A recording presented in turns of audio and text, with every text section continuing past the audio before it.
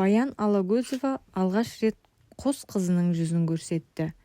Балаларды қорғау күніне орай Баян Алагөзова Instagram парақшасында суррогат аналар көмегімен туған қос қызы Алиса мен Алманың фотосын бөлісті. Бүгін сіздерді біздің кенже қыздарымыз Алиса және Алмамен таныстырғымыз келеді деп жазды продюсер. Баян мен Тұрсын Алагөзов өткен жылы 2 қызды дүниеге әкелген. Балалардың айырмашылығы 15 күн. Олар 2 түрлі суррогат ананың көмегімен туған.